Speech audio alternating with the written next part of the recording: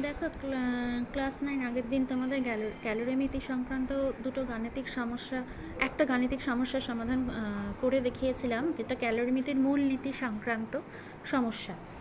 এবার এখান থেকে আমরা আরও দুটো গাণিতিক সমস্যা আজকে একটু করে দেখতে পারি। যেমন একটা বলছে যে 100°C উষ্ণতার 50 গ্রাম ভরের একটি বস্তু 30°C উষ্ণতার 100 গ্রাম জলে ফেললে এখানে চূড়ান্ত উষ্ণতা হলো 50°C, মানে 50°C। তাহলে বস্তুর উপাদানের আপেক্ষিক তাপ কত, এইটা বলেছে। মানে আপেক্ষিক তাপটা জানি না। আচ্ছা, আমি প্রদত্ত তথ্যগুলো লিখে নিচ্ছি। প্রথমে দেখা বলছে যে 100°C উষ্ণতার 50 গ্রাম ভরের একটি বস্তু, সেটা ফেলেছে 30°C উষ্ণতার 100 গ্রাম জলে। তাহলে এটা দুটো জিনিস আছে। একটা হচ্ছে বস্তু, এখানে বস্তুর ভর M1, সেটা বলছে 50 গ্রাম। বস্তুর উষ্ণতা T1, সেটা বলছে কত, 100°C। আর এদিকে বস্তুর উপাদানের আপেক্ষিক তাপ, সেটা কিন্তু আমরা জানি না। এটা আমি S1 ধরে নিচ্ছি, এটাই বের করতে হবে। আপেক্ষিক তাপ S1, সেটা আমি জিজ্ঞাসা চিহ্ন দিকে রাখছি, এটা জানি না। আর এদিকে আমি করছি জলের ক্ষেত্রে, যেটা বস্তুটা জলে ফেলা হচ্ছে, জলের ভর বলা আছে, জলের ভর M2, এটা বলা আছে কত, 100 গ্রাম। জলের উষ্ণতা বলা আছে T2, সেটা হচ্ছে 30°C। জলের আপেক্ষিক তাপ আমরা জানি, বলা না থাকলেও আমরা জানি, সেটা ক্যালোরি পার গ্রাম ডিগ্রি সেলসিয়াস এককে লিখলে 1 ক্যালোরি পার গ্রাম ডিগ্রি সেলসিয়াস, এইটা হয়। এইবার আমি এখান থেকে ক্যালোরিমিতির মূল নীতি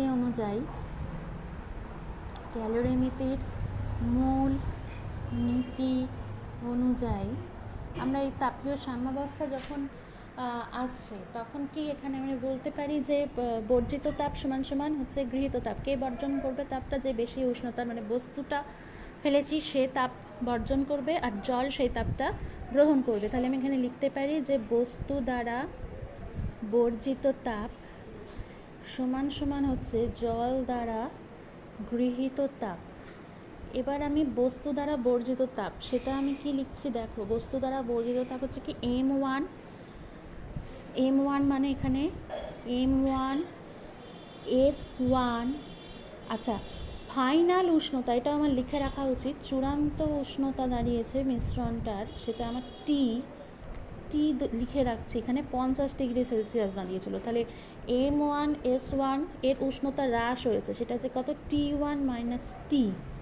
ঠিক আছে, উষ্ণতা 100°C থেকে 50°C হয়েছে, তাহলে T1 - T, এটা উষ্ণতা হ্রাস। তাহলে বস্তু দ্বারা বর্জিত তাপ M1 S1 T1 - T equal to জল দ্বারা গৃহীত তাপ, সেটা হচ্ছে জলের ভর মানে M2, জলের আপেক্ষিক তাপ মানে H2, আর জলের উষ্ণতা বৃদ্ধি মানে সেটা হচ্ছে কত, T2 থেকে বেড়ে T হয়েছে, তাহলে উষ্ণতা বৃদ্ধি হয়েছে T - T2। তাহলে M1 S1 T1 - T equal to M2 S2 into T - T2। এবার আমি পরপর মানগুলো বসাচ্ছি। M1 মানে হচ্ছে কত, এখানে 50 গ্রাম। S1 মানে আমি জানি না, এটা S1টা জানি না। T1 মানে হচ্ছে কত, T1 মানে বলা আছে 100 মাইনাস 50, T মানে 50 ইকুয়াল টু, এবার M2 মানে এখানে বলা আছে 100 গুণ S2 মানে আমরা জানি, এখানে লিখেছি 1, আর T - T2, T মানে এখানে 50 মাইনাস হচ্ছে T2 মানে 30। তাহলে এবার আমি লিখছি 50 গুণ S1 গুণ 100 মাইনাস 50 করলে আমরা এখানে 50 পাচ্ছি, ইকুয়াল টু 100 গুণ 1 আর লেখার দরকার নেই, 50 মাইনাস 30 করে আমি 20 পাচ্ছি। বা এবার S1টাকে আমি এপাশে রাখলাম, 50 গুণ 50টা ওপাশে নিয়ে আসলে 100 গুণ 20, এইটা গুণ হিসেবে ছিল 50 গুণ 50, এদিকে এলে কী হয়ে যাবে, এটা বাই। তাহলে 100 গুণ 20 বাই 50 গুণ 50, তাই তো। এবারে এখানে কাটাকুটি করা যেতে পারে, এটা 0 0 কেটে যাচ্ছে, এখানে একটা 0 0 কেটে যাচ্ছে। তাহলে এটা আসছে কত, 5 দুগুণে এটা 10, অর্থাৎ 4/5। তাহলে S1 আমার এখানে দাঁড়াচ্ছে কত, 4/5। এবার এটাকে আমি দশমিকে আনতে পারি, দেখবে এটা মানে আসে 0.8। তাহলে আমি S1-এর মানটা পেয়ে গেলাম। তাহলে S1 মানে বস্তুর উপাদানের আপেক্ষিক তাপ কত? তাহলে বস্তুটির উপাদানের আপেক্ষিক তাপ আমার এখানে দাঁড়িয়ে গেল 0.8 ক্যালোরি পার গ্রাম ডিগ্রি সেলসিয়াস। এটা হলো বস্তুটার উপাদানের আপেক্ষিক তাপ।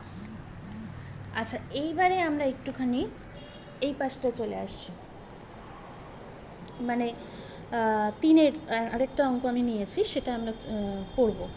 এখানে দেখো পরিষ্কারভাবে বলা আছে যে 100 ডিগ্রি সেলসিয়াস উষ্ণতার 40 গ্রাম জলের সঙ্গে 150 গ্রাম শীতল জল মেশানো হয়েছে, মানে উষ্ণ জলের সঙ্গে শীতল জল মেশানো হয়েছে। তাহলে মিশ্রণের উষ্ণতা 50 ডিগ্রি সেলসিয়াস হলে শীতল জলের উষ্ণতা কত ছিল? ধরা হলো যে কোনো তাপ নষ্ট হলো না, মানে এখানেও কিন্তু আমরা সেই ক্যালোরিমিতের মূল নীতিটাকেই কাজে লাগাবো, মানে উষ্ণ জল কর্তৃক বর্জিত তাপ সমান সমান শীতল জল কর্তৃক গৃহীত তাপ ক্যালোরিমিতের মূল নীতি অনুযায়ী। তাহলে আমি এখানে উষ্ণ জলের ক্ষেত্রে আমি লিখছি উষ্ণ জলের ভর M1, সেটা হচ্ছে কত? 40 গ্রাম। আমি এখনও অবধি যে অঙ্কগুলো করছি সেইগুলোই দেখো কোনোটাতেই কিন্তু আমার এসআই ইউনিটের দরকার পড়েনি। আপেক্ষিক তাপ আমার সিজিএসেই বলা থাকছে, বা আমরা বার করার সময় দেখো সিজিএস ইউনিটই বার করছি, অতএব আমার এসআই ইউনিটে আপাতত করার দরকার পড়েনি। যদি এসআই ইউনিটে করার দরকার পড়ে তখন কিন্তু গ্রামকে কিলোগ্রামে, ডিগ্রি সেলসিয়াসকে কেলভিনে নিয়ে আসা উচিত, ঠিক আছে? কিন্তু আমার এখন সেটা দরকার পড়ছে না। উষ্ণ জলের ভর এখানে M1 40 গ্রাম। আচ্ছা, এবার জলের ক্ষেত্রে এবার উষ্ণ জলের উষ্ণতা বলা আছে T1, সেটা কত বলছে এখানে? 100 ডিগ্রি সেলসিয়াস। আচ্ছা, আমরা জলের আপেক্ষিক তাপ তো প্রত্যেকেই আমরা জানি, সেটা আর আমরা আলাদা করে নিচে একবার না হয় লিখে দেবো। সেটা হচ্ছে কত? যে 1 ক্যালোরি পার গ্রাম ডিগ্রি সেলসিয়াস। এইবার আমি শীতল জলের ক্ষেত্রে, শীতল জলের ভর এটা M2, সেটা হচ্ছে কত? 150 গ্রাম। আর শীতল জলের উষ্ণতা বলা নেই, শীতল জলের উষ্ণতা কত ছিল সেটাই আমাকে চেয়েছে, বার করতে হবে। তাহলে T2টা আমি এখানে আবার জানি না। এবার আমি মিশ্রণের উষ্ণতা, সেটা আমি পেয়ে যাচ্ছি। মিশ্রণের উষ্ণতা বলা আছে T সমান হচ্ছে 50 ডিগ্রি সেলসিয়াস। হলো। জলের আপেক্ষিক তাপ তো আমরা জানি, জল দুটোই যেহেতু জল, তাহলে আমি জলের আপেক্ষিক তাপ জানি, সেটা আমি লিখে রাখতে পারি, না লিখলেও চলবে। এস ধরছি, সেটা 1 ক্যালোরি পার গ্রাম ডিগ্রি সেলসিয়াস, ঠিক আছে? এটা আমি জানি। এবার আমি ক্যালোরিমিতের মূল নীতি অনুযায়ী কাজ করব। তাহলে এবার আমি ক্যালোরিমিতের মূল নীতি অনুযায়ী বলছি। ক্যালোরিমিতের মূল নীতি অনুযায়ী কী হবে? উষ্ণ জল দ্বারা বর্জিত তাপ, উষ্ণ জল দ্বারা বর্জিত তাপ সমান শীতল জল দ্বারা গৃহীত তাপ, শীতল জল দ্বারা গৃহীত তাপ। এবার উষ্ণ জল কতটা তাপ বর্জিত করছে দেখো, আমি এখানে লিখতে পারি উষ্ণ জলের যে ভর মানে M1 গুণ হচ্ছে তার আপেক্ষিক তাপ মানে S, গুণ হচ্ছে তার উষ্ণতা, মানে তার বর্জিত তাপ, তো তাহলে তার উষ্ণতা কিন্তু হ্রাস হচ্ছে, অর্থাৎ T1 ছিল সেটা থেকে আসছে T1 মাইনাস T। তাহলে উষ্ণ জল দ্বারা বর্জিত তাপ এইটাই M1S into T1 minus T equal to, এবার শীতল জল দ্বারা গৃহীত তাপ দেখো তার ভর ছিল 150 গ্রাম, গুণ হচ্ছে তার আপেক্ষিক তাপ মানে 1, গুণ হচ্ছে তার উষ্ণতা বৃদ্ধি, তাহলে সেটা হবে কত? T মাইনাস T2, ঠিক আছে? এই জায়গাটা আমাকে ঠিকভাবে সাজাতে হবে, কোথায় উষ্ণতা হ্রাস আর কোথায় উষ্ণতা বৃদ্ধি সেটা আমার কিন্তু বোঝাই যাচ্ছে। এইখানে উষ্ণ জলের উষ্ণতা হ্রাস হলো, তাহলে T1 মাইনাস T, আর এটা বৃদ্ধি হলো, তাহলে T মাইনাস T2, এখানে উষ্ণতা বৃদ্ধির পরিমাণটা, ঠিক আছে? তাহলে মানে T2 ছিল, সেখান থেকে বেড়ে T হয়েছে। এবার আমি করছি কি, বসাচ্ছি মানগুলো। M1 এর জায়গায় 40 গুণ S মানে তো 1, গুণ হচ্ছে T1 মাইনাস T1 মানে 100, মাইনাস হচ্ছে কত? T মানে 50 ইকুয়াল টু 150। আচ্ছা, এখানে আমি তো এটা M2S লিখবো, তাহলে আমি এটা M2 ইন্টু S, হ্যাঁ এটা আগে আমি M2S এইভাবে রেখে দিয়েছি, পরের লাইনে আমি মানগুলো বসাচ্ছি। M2 মানে হচ্ছে 150 গুণ S মানে 1, গুণ হচ্ছে T মানে 50, মাইনাস হচ্ছে T2 হলো। আচ্ছা এবার আমি পরের লাইনে 40 গুণ 1 আর লেখার দরকার নেই, 1 গুণ তো হয়ে গেছে। 100 মাইনাস 50, এখানে মানে 50 ইকুয়াল টু 150 গুণ 1 মানে 150 গুণ হচ্ছে কত 50 মাইনাস T2 হলো। আচ্ছা বা এবার আমি এই জিনিসটাকেই আমি একটু ঘুরিয়ে লিখি, মানে এটা ইকুয়াল টু এটা হলে এটা ইকুয়াল টু এটা আমরা বলতে পারি।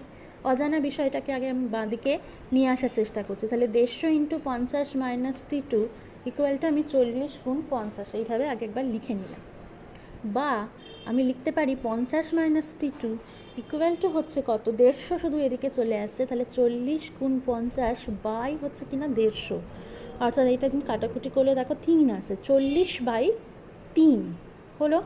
আচ্ছা এইবার আমি করছি কি না দেখো মাইনাস T2টা এদিকে রইলো আর 50টাকে আমি এই পাশে নিয়ে আসছি, তাহলে কত আসবে দেখো 40 বাই 3 মাইনাস হচ্ছে 50, তাহলে বা মাইনাস T2 ইকুয়াল টু এখানে আসছে দেখো 3 লসাগু, এখানে 40 মাইনাস এখানে আসছে 150, ঠিক আছে।